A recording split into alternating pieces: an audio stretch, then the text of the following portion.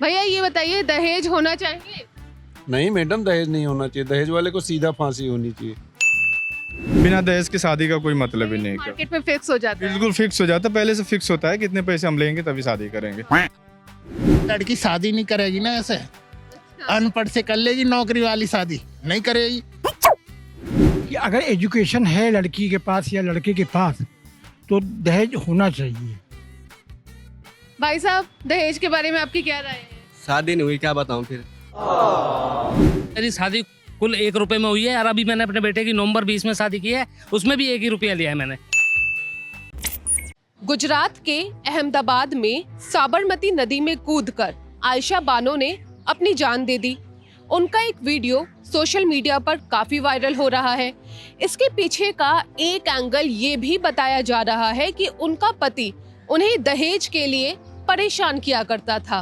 दहेज, डाउरी, इसके बारे में हमारे समाज में लोगों की क्या राय है, पहले उसे जानते हैं।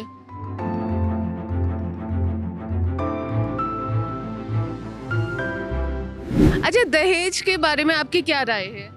दहेज होना ही नहीं चाहिए। दहेज सबसे बड़ा वो है, क्या कहते हैं उसको, बेकार की चीज। अभी शाप चल किया, जो मर्जी कर लीजिए। कई बार तो ऐसा होता है ना कि लड़की पढ़ी लिखी है, नौकरी भी कर रही है, फिर भी कैश तो भैया दिया ही जा रहा है शादी में। तो ये तो होता ही है मोस्टली। वो अगर बराबर के लोगों में करोगे तो नहीं होएगा, अगर अपने से ऊंचे में जाओगे तो देना ही पड़ेगा। और फिर वो उसके बाद में ना भी दो तो माँ बाप अपनी समाज के खातिर, अपनी इज्जत के खातिर देते हैं। बस, थैंक यू। सरकारी नौकरी का रेट ये, आईएएस अधिकारी का रेट ये। वो तो उनके घूस के भी तो होते हैं। जैसे उनकी घूस आती है वैसे उनके दहेज के भी होते हैं। 15 लाख होगी पुलिस वाले की है, और आपके आईएएस वगैरह के उनकी आगे होगी। बाकी मैं तो खाली जेबी हूँ, कुछ नहीं लेकर के आएगी वो। तो पढ़ा है ना बच्चा, ना छोटा से पढ़ा गेरी, फिर वो लड़की आ जाए तो वो गलत निकली तो फिर वो शादी करने के बाद में लड़कियों को ले जाती है। चल, डाउरी के ऊपर एनसीआरबी का डेटा ये कहता है।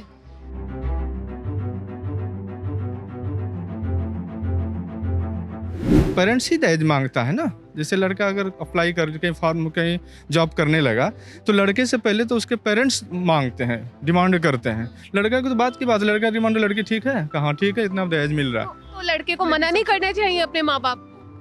देखो अब हम सबसे पहले बोले हम हिंदू धर्म में आते हैं, तो संस्कारी अभी तक गांव की तरफ ऐसा है कि वो लड़की अभी देखना भी पसंद नहीं करते।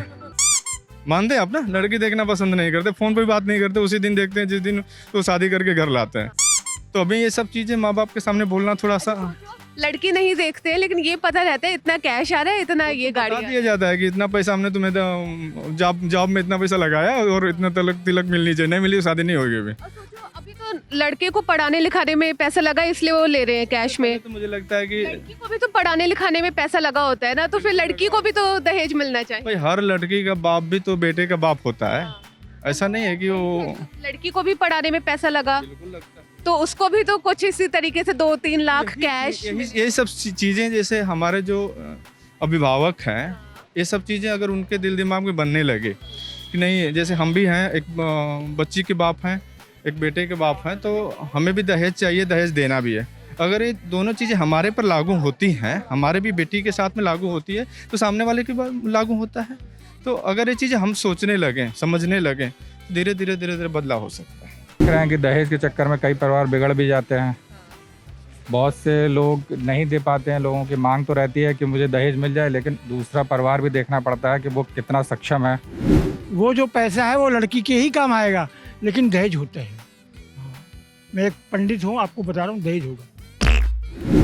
लेकिन क्या है ना कि मतलब अब लड़कियों को क्यों नहीं मिलता, लड़कों को ही क्यों मिलता है?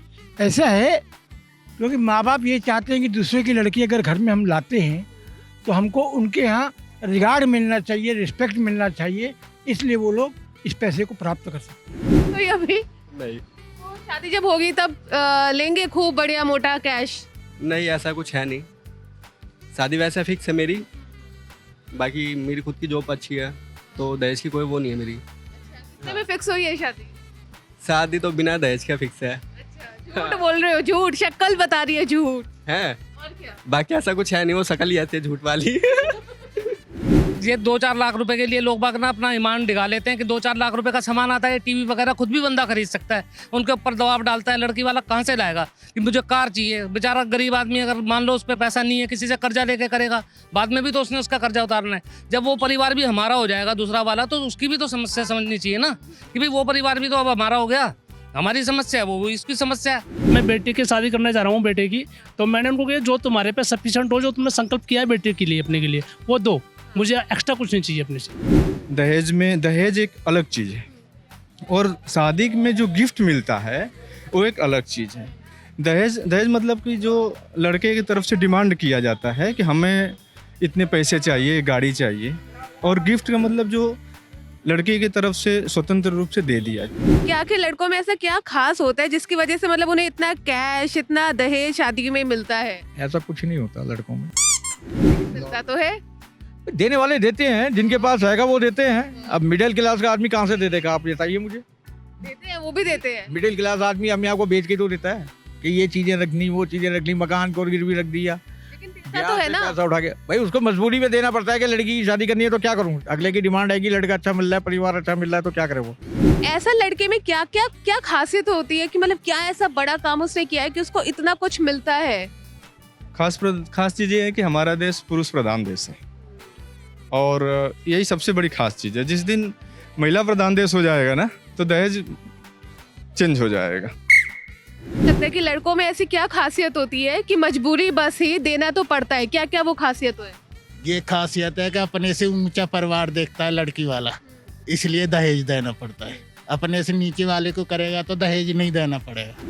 दहेज की वजह से केसेस क्यों होते हैं, इसका कारण ये है कि लड़का अगर सर्विस करने के बाद भी लड़की को नहीं पूछा है तो वो बुरा होता है। अच्छा, जो शादी जब होती है, जो लड़के को मतलब कैश मिलता है एज अ गिफ्ट, कपड़े वगैरह जो मिलते हैं, तो फिर मतलब उतना ही कैश वगैरह लड़कियों को क्यों नहीं मिलता?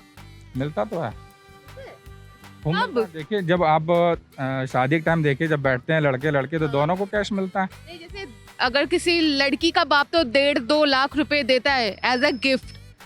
अच्छा, वो चीज़ आप जो कह रहे हैं कि एज अ गिफ्ट दे रहे हैं, आप उस चीज़ को देखिए कि लड़की ने उसके लिए दिया है कि जब भी अगर देता है तो इस चीज़ के लिए दे रहा है कि उस अपनी लड़की को दे रहा है। जो जितना ज़्यादा रईस है ना वो उतना ज़्यादा ही दहेज मांगता है, और आम आदमी फिर भी एक बार को सोच जाता है कि नहीं यार दूसरे की बेटी है तो हमारी भी बेटी है, नहीं लेना चाहिए। मेरे हिसाब से तो पैसा नहीं लेना चाहिए किसी से। लड़कियों के लिए ऐसा क्यों नहीं फिक्स होता है कि अगर लड़की इस नौकरी पर है तो उसे इतना कैश मिले, अगर उस पर है तो इतना कैश मिले? वैसे ही कानून आना चाहिए, है ना, कि मिलना चाहिए, लड़की को भी मिलना चाहिए। फिर लड़का लड़की वाले के घर जाके रहेगा। क्या बुराई क्या है इसमें? नहीं, बुराई तो नहीं, वैसे सही है। आपको क्या लगता है कि फिर ऐसे ही कैश लड़कियों को क्यों नहीं मिलता?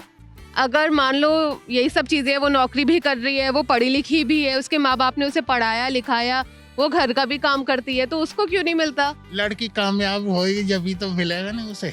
ऐसा क्यों नहीं है कि नहीं मिलेगा, मिलना चाहिए उसे भी। तो चाहिए, लेकिन मिलता है। लड़की शादी नहीं करेगी ना ऐसे, अनपढ़ से कर लेगी नौकरी वाली शादी, नहीं करेगी, नहीं कर पाओगी, बताओ। यही सवाल है बस। इस वीडियो को रिकॉर्ड करते वक्त भले ही मैं आपको काफी लाइट मूड में दिखी हूँ, लेकिन ये एक काफी सीरियस और सेंसिटिव इशू है। जी हाँ, आज मैंने जितने लोगों से बात करी ना, उसमें से मेजॉरिटी ने ऑन कैमरा तो भाई ये बोला कि दहेज, डाउरी एकदम गलत है, इसे तो एकदम होना ही नहीं चाहिए, जो ये करे उसे सजा होनी चाहिए। लेकिन अगर हम एनसीआरबी की डेटा की बात करें तो डेटा तो कुछ और ही कहता है।